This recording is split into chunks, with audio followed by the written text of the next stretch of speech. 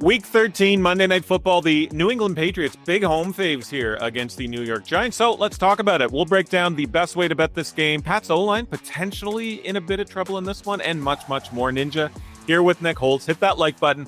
Hit that subscribe button as well. We sure do appreciate it. Nick, Giants have been awfully competitive in football games without that core group of Dart, Malik Neighbors, Cam Scatterbo. But shouldn't they be trying to lose football games, though? Or do you like this competitive edge that they've been showing? Yeah, ideally, as a Giants fan, you probably want to see them lose just to secure a better draft spot, right? But, looking at head coach Mike Kafka, interim coach, he probably wants to keep that job or at least show what he's capable of as the head honcho, right? So he, along with probably some of those other veterans in the locker room, don't want to fully tank, and we're seeing the result of that on field. As long as Jameis Winston's in there as quarterback, this team has some fire. The Patriots are 10-2 for the first time since 2014 and actually went undefeated in October and November for the first time since 2007. It's been exciting. Drake Maye year 2 is awesome, but are we seeing, Nick, the start of something special again? A new Pats dynasty, perhaps? They're 10th on the Super Bowl odds board, by the way, at 13-1. What are your thoughts on this team? Yeah, you probably don't want to give Patriots fans the PTSD of 2007 when it's Giants week, right? But, they're 10-2. They've won 10 games already this season with Drake Maye in his sophomore season. A huge homecoming for Mike Vrabel, but the Patriots are 17th in total team DVOA, so I'm not really ready to crown this team yet. They've had the easiest schedule in the NFL, and I understand that you can only play who's in front of you, but they've only beaten 2 playoff teams so far at this point of the year. So don't get me wrong, this is a good Patriots team. I'm just not sure they're a great team yet. Injuries on that Pats offensive line could be a factor against that Giants pass rush. Will Campbell, the latest.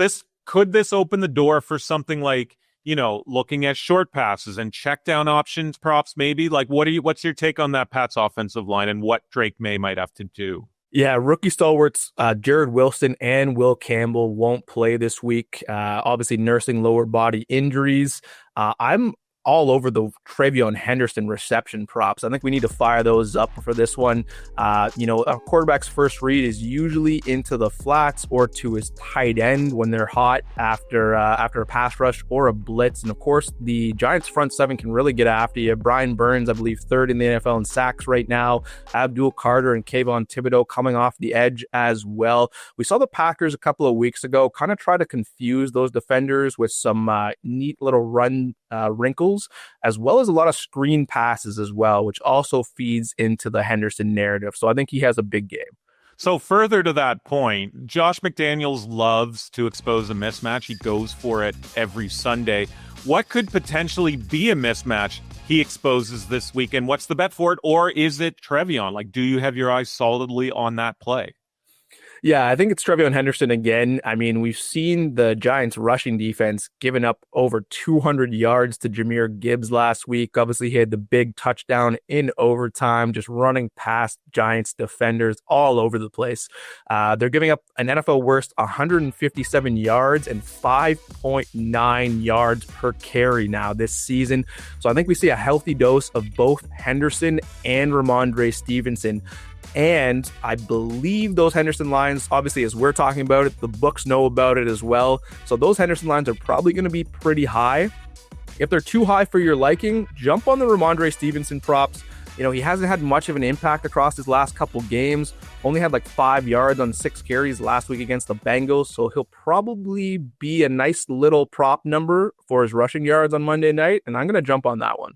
Yeah, that's a good call out with Ramondre. He, ever since Trevion sort of established himself, like Ramondre had close to 100 a few weeks ago, but just hasn't gotten that workload like we've seen him get earlier in the season. We'll get to your pick in a moment here, but folks, you can get Prop Professor for 50% off for the first month right now. This app drops hundreds of plus EV bets every day. It gives you a real shot at finding long-term profit. And as I look at the app right now, it's Tua over 1.5 passing touchdowns, 4.6% plus EV at the time of this recording, minus 115 over at BetMGM. That's the top play in the NFL right now in plus EV betting.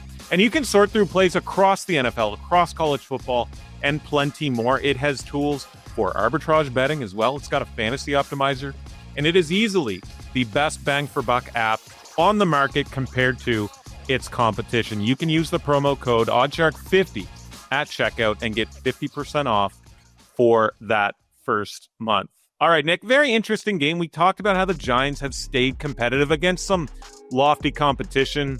They've covered the number in 3 games in a row. All as dogs, of course, is a 2-win team. But Patriots have in many ways been the story of the NFL season. And Drake Maye, year 2, obviously establishing himself as a star. What are you liking from a betting perspective here? Yeah, I think this game bucks the primetime unders trend on Monday Night Football. Drake Maye, second in downfield passes of more than 20 yards this season with 45. I think this Giants pass game gives us the perfect recipe for the over. So I'm loving the over 46.5 and betting on the points in this one. The Giants have gone over the total in 4 of their last 6 and the Patriots in 6 of their last 7. So the perfect recipe here.